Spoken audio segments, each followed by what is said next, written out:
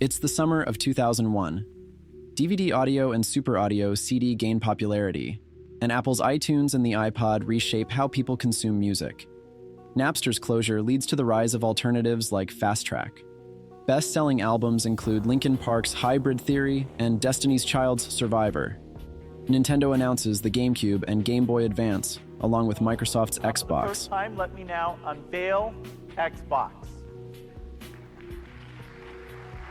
2001 marks a significant year, filled with both positive events and later, unfortunately, some of the darkest moments in American history.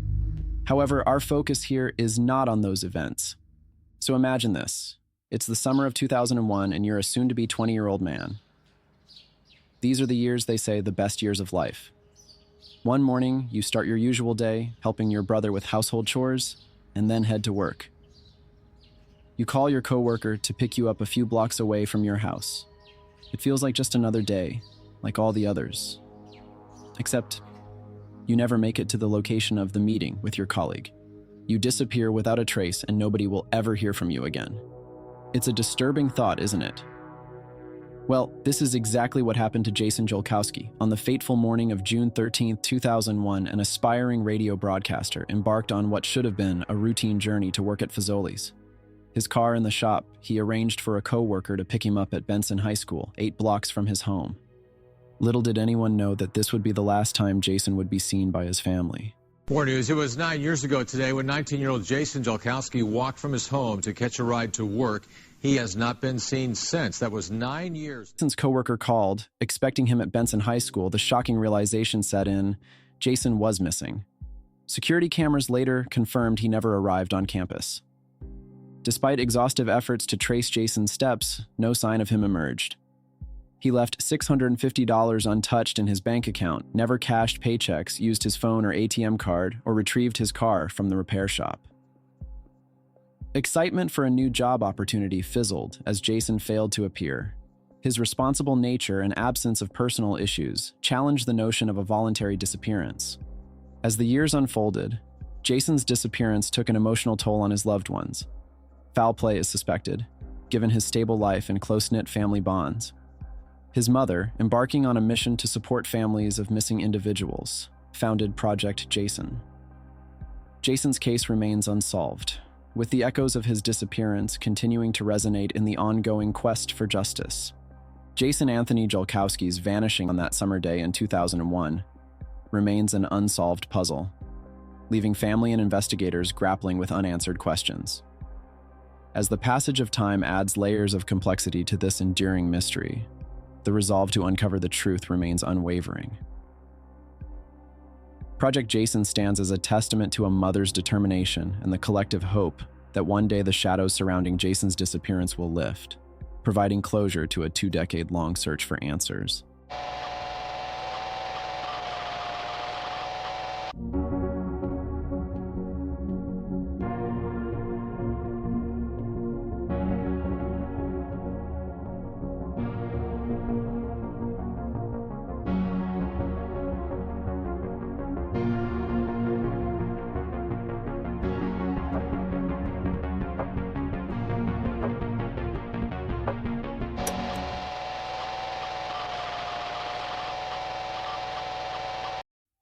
On the evening of November 19, 1999, when Laresha dropped off her 2-year-old son at her sister's house in Nashville, she had plans to head to Murfreesboro the next morning for a car repair estimate.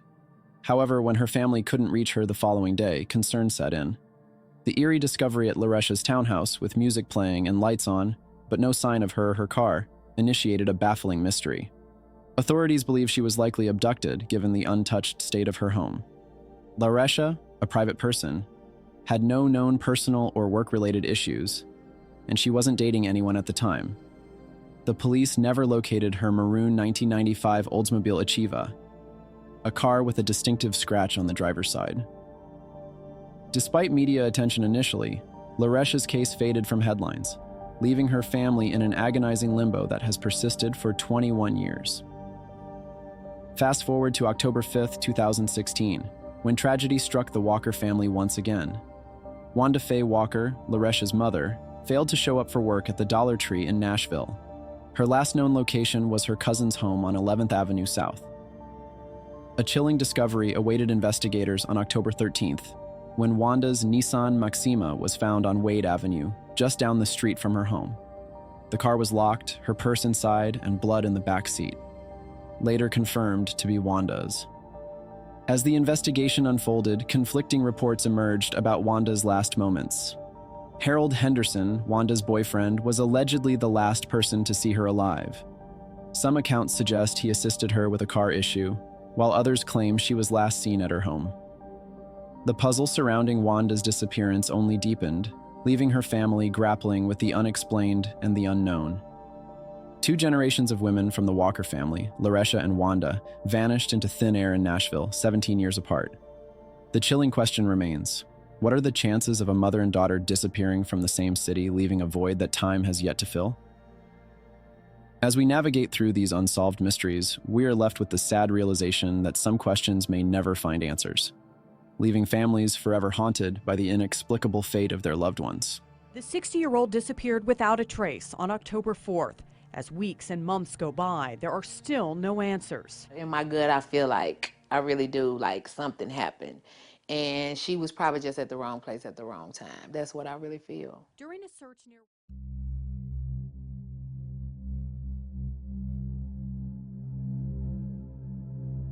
Paul R. Hibbard, a seasoned geologist, vanished without a trace while performing routine geological exploration in Gillette, Wyoming. A reliable employee with 2 years of service at Burge Exploration, he was last seen on that fateful day, leaving behind a void that would echo through the years. His specialized van, crucial for locating deposits of uranium, coal, and other minerals, disappeared with him. A week prior to his disappearance, Hibbard received a mysterious phone call, purportedly from a coworker at Burge Exploration, requesting his van in the Gillette area. Sensing a hoax, he consulted his boss, who confirmed the call's fraudulent nature. Speculations arose that Hibbard might have been kidnapped, coerced into working for an illicit geological exploration group due to his specialized knowledge and sophisticated equipment. Police located nearly $10,000 worth of Hibbard's geological equipment in the possession of Joseph O. Dowdy from Upton, Wyoming. Dowdy attempted to sell the equipment to his employer, leading to his arrest on charges of grand larceny. Despite being a potential link to Hibbard's disappearance, Dowdy remained tight-lipped about the geologist's whereabouts. Months later, in August 1976, an anonymous tip led authorities to discover Hibbard's truck abandoned near Upton, Wyoming. The grim scene inside revealed a significant amount of human blood on the door, floor mats, and seat. Although DNA testing wasn't available in 1976, the FBI typed the blood, but Hibbard's blood type remains unknown. Foul play is suspected, leaving investigators grappling with the haunting question of what transpired on that ominous day. As we unravel the layers of Hibbard's disappearance, the mystery persists, overshadowed by unanswered questions and a lingering sense of tragedy. Engaged to be married at the time of his vanishing, Hibbard's case remains an unsolved puzzle, a testament to the enduring nature of certain mysteries that elude resolution and continue to haunt the memories of those left behind.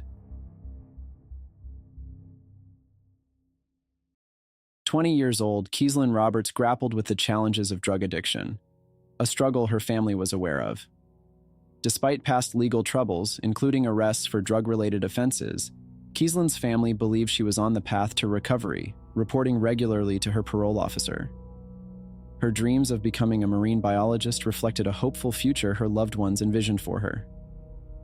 On the 18th of January 2019, Kieslyn was last seen at the Flying J truck stop, an unsettling encounter where an argument with staff unfolded.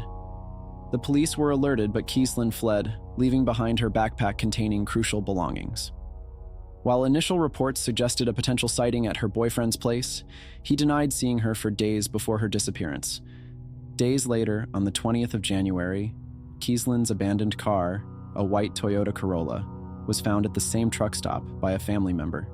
The keys, book bag, and money remained inside. However, police were only made aware of this discovery on the 29th. Concerns about the police response intensified as Kieslyn's father expressed frustration, alleging insufficient efforts, including the failure to check phone records or security footage. As theories unfold, the possibility of drug involvement in Kieslyn's case is considered. given her history and the erratic behavior observed at the truck stop. The rural surroundings and nearby river raise concerns of her getting lost or encountering harm. Foul play also looms as a chilling prospect, considering the isolated nature of the truck stop. The eeriness deepens as we discover that Kiesleen's disappearance echoes that of Caleb Nathaniel Smith, who vanished from the same truck stop just 2 days before her.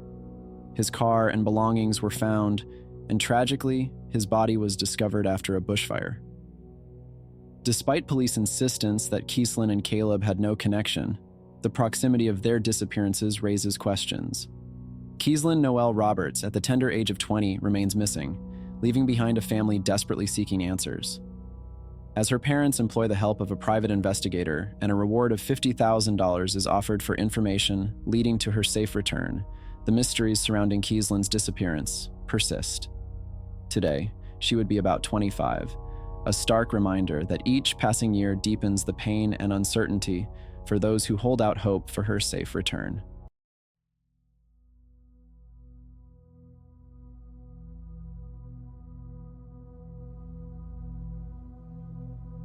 On the fateful morning of June 25, 1986, tragedy struck on the Somosierra mountain pass in Madrid, Spain. A Volvo F12 truck, laden with pure sulfuric acid, careened down the pass, its brakes seemingly failing. What unfolded next left a chilling mystery, the heart of which revolves around the inexplicable disappearance of 10-year-old Juan Pedro Martinez. At 6 a.m., the Volvo F12 truck, carrying a hazardous load of sulfuric acid, hurtled down the mountain pass. Eyewitnesses recounted a scene of horror as the Volvo, apparently with malfunctioning brakes, collided with vehicles, overturned, and spilled its deadly cargo.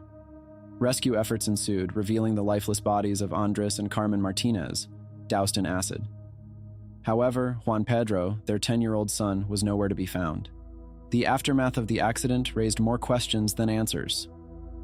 Juan Pedro's absence perplexed investigators, especially given the examination of the truck, which revealed traces of children's cassette tapes and clothes.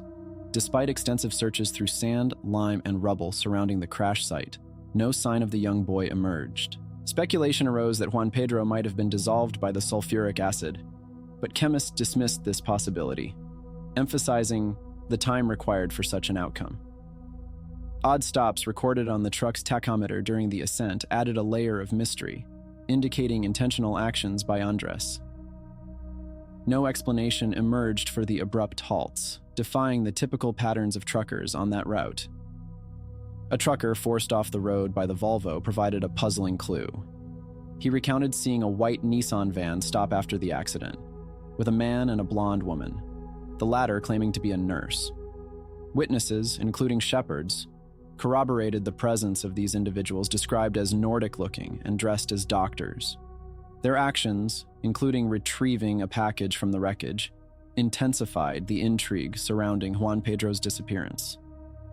The mystery surrounding Juan Pedro Martinez's disappearance on that ominous day in 1986 remains unsolved. Despite unconfirmed sightings and various leads, the fate of the young boy remains elusive. The inexplicable actions of the Volvo's driver, the enigmatic white Nissan van, and the unexplained stops during the ascent add layers of complexity to a tragic tale that continues to haunt those seeking answers. To this day, Juan Pedro's whereabouts remain unknown, leaving behind a void in the Martinez family's hearts and a lingering question in the realms of unsolved mysteries.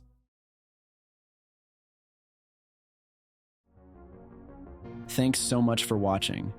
If you had a good time exploring these disappearances, go ahead and give this video a thumbs up, subscribe for more content like this one, and hit that bell so you never miss out. Drop your thoughts and theories down in the comments. I love hearing what you guys think. Catch you in the next one.